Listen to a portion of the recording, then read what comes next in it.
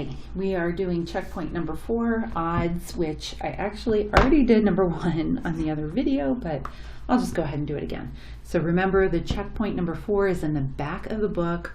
It's, if you're looking at the ebook, if you look at the tabs on the left, it's at the bottom, and you should have that open, and you should be looking at the problem as you do the work. Okay, read it carefully, use the video more as a support, and not so much as like a blindly watching me do some problem and you're not even thinking about it. Okay, I'm going to quickly do number 1 again. You may have done it already with the other homework assignment. So 10 times 2y minus 1 equals 15y. Cross multiplying. So 10 times 2y is 20y. 10 times 1 is 10. I have y's on both sides of the equal sign. This one is smaller, so I'm going to get rid of it, which is going to give me 5y minus 10 equals 0. And then I'm going to move 10 over to this side. So 5y equals 10, divide by 5, so y equals 2. And I think I showed you on the last video that you could just take that, plug that in up here and see if it's correct. 2 times 2 is 4, and 4 minus 1 is 3. 3 over 15. Is that the same as 2 over 10? Yes, both of those reduce to 1 over 5. Okay, number 3.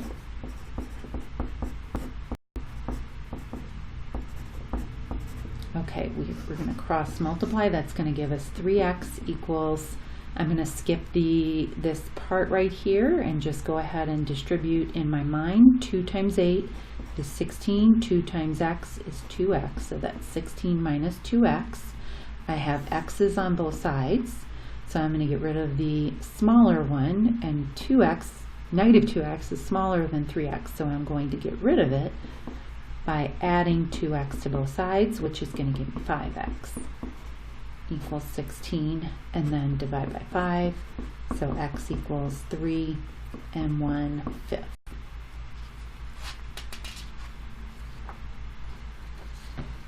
Number 5.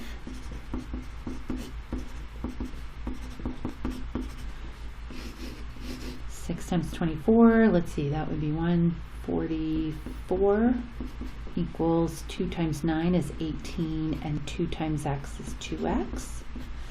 I have lots of different things that I could do, but I would just go ahead and when the x has a negative coefficient, I tend to move it over to the other side, even if it creates an extra step for me, because then I avoid dealing with dividing by negatives, which can trip some of you up. So this is going to create an extra step because these are not like terms, but it's not that much extra work. Okay, so now I'm going to isolate x, subtract 144 from both sides. Let's see, 18 minus 144 is negative 126. And then divide by 2. Oops. So x equals negative 63. All right, number 7, we have 4 over m equals m over 9. Cross multiply. M times m is m squared. Did you get that right? 4 times 9 is 36. The opposite of squaring is taking the square root. So we're going to take the square root of each side. So m equals 6.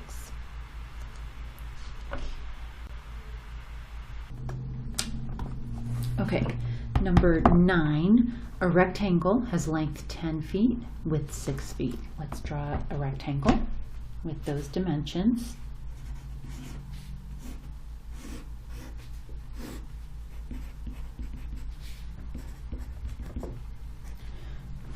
It is enlarged to a similar rectangle with length 18 feet. Okay, so let's draw another rectangle. And dilation of this one, but now the length is 18 feet. What is the width?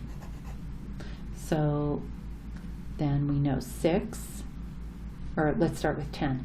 Whatever I do to 10 to get 18, so 10 is to 18 as 6. I'm going to do the same thing to 6 to get W, as 6 is to W.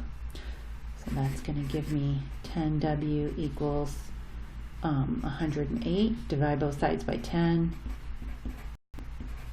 10.8. So try to think of those words as you set it up. 10 is to 18. 10 is to 18 as 6 is to W. Maybe that'll help you with setting these up correctly. Let's see, we're doing odds, right? Yeah. Number 11, the tax on a $400 statue is $34. What's the tax on a $700 statue? 11. So the tax, let's see. Well, yeah, we can put tax on top. The tax on a $400 statue is $34. What is the tax on a $700 statue? That's it. Tax is to the price of the whole thing. Tax is to the price of the whole thing. So that's going to be 34 times 700 divided by 400, 59.5.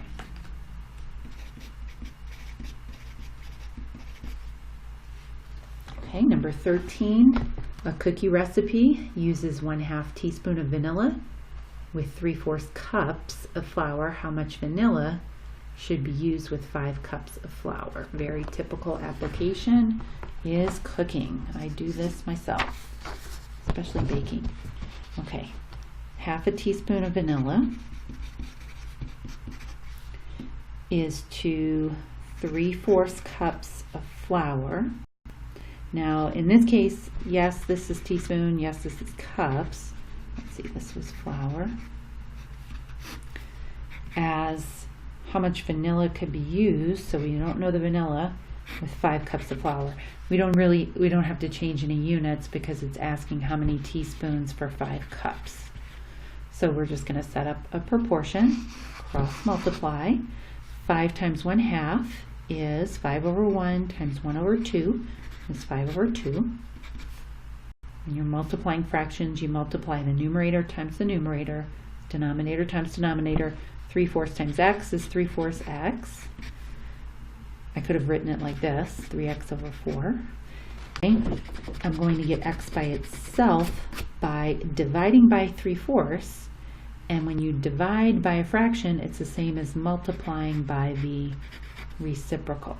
So times 4/3. That's going to cancel it out over here. If I do that on the right, I have to do that on the left. So that's going to give me 20/6, which reduces to 10/3, which is 3 1/3 cup or teaspoons. What was this? Vanilla? So teaspoons of vanilla.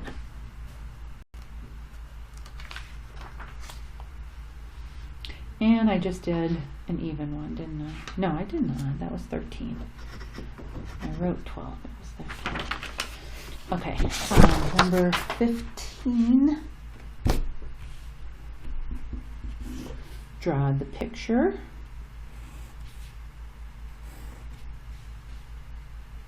This is like the swamp problem that I would guess at least half of you skipped on that big interim test. Do you remember that? People said, oh, it's too much work. I don't want to do all that work, miss.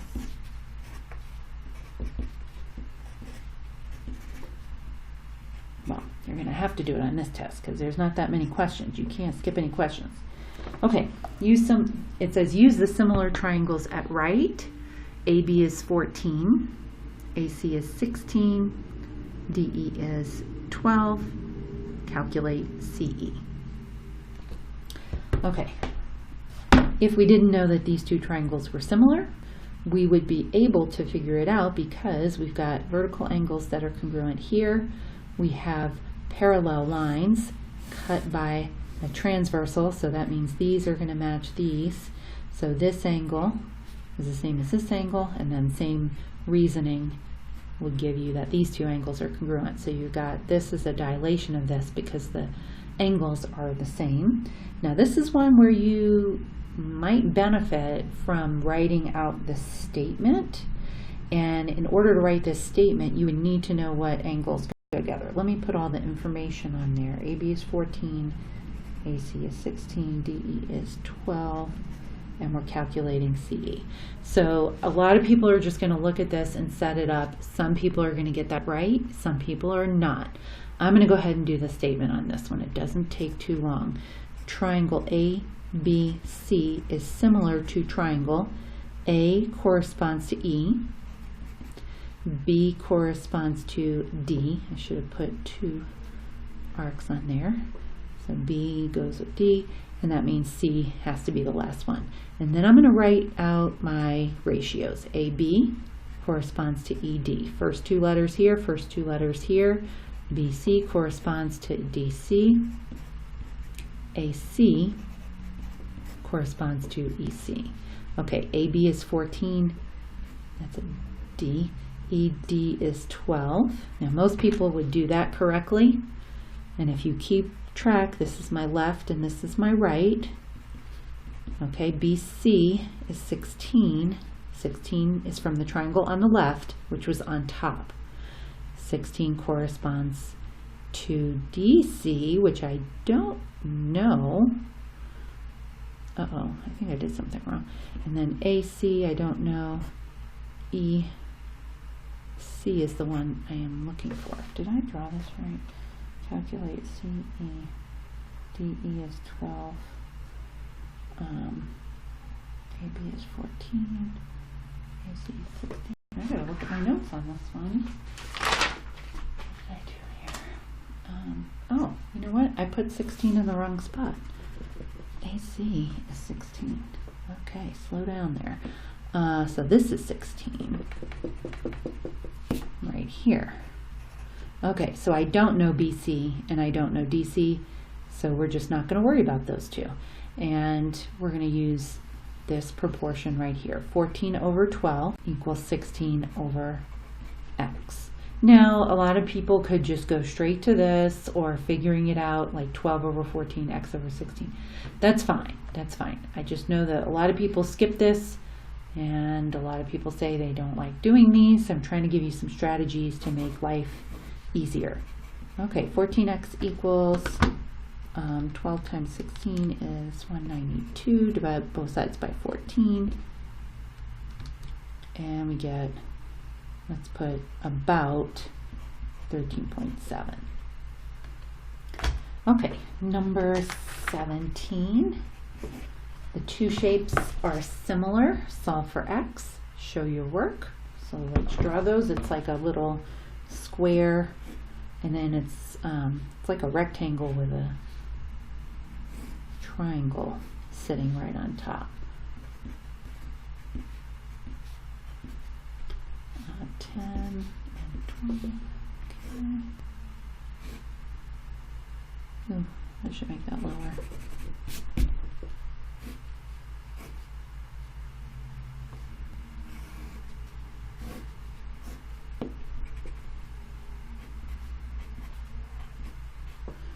Okay, 30, 15, 10, and X. Now I'm not going to go through all of that for number 17 because it's kind of easy to see what sides correspond. 10, so I'm going to try start saying this to yourself. Let's go with two that we know. 4 is to 10. 4 is to 10. Now that can get a little confusing because you have a 10 here and a 10 here. So if that's confusing, use 6 and 15 or 12 and 30. In fact, maybe I'll write them all out. 4 is to 10. As 6 is to 15, as 12 is to 30, as 10, this 10 is to X. All of these should reduce to the same thing. Cross multiply right here. That gives me 300 equals 12x. And 300 divided by 12 is 25. All right, number 19. I think this is our last one.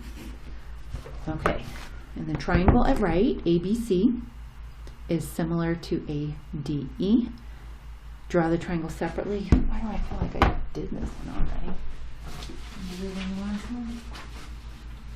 No? It must be just like, oh, it's like 16. That's why I thought I did it already. Okay, so we're going to draw the triangle separately. And I'm telling you, you're going to draw those triangles separately on the test. You draw them separately, you pretty much will see everything you need to see. Be careful, this is A, not C. When you draw them separately, you could always use tracing paper to make sure you get everything right. AD, the length of AD is 24 because 15 plus 9 is 24. That's where I'm getting 24, and I'm looking for DE.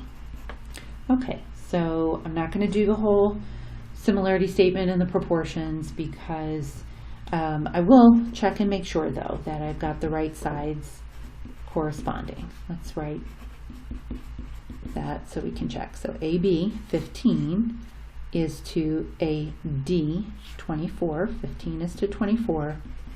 Yes, those do correspond, as 12 BC is to X DE. BC does correspond to DE. So 12 is to X. Cross multiply, we get 15x equals 288 divided by 15. So X is 19.2. If you can do these types of problems, it's quite a few points on your next test. So it's worth the time to get those straight.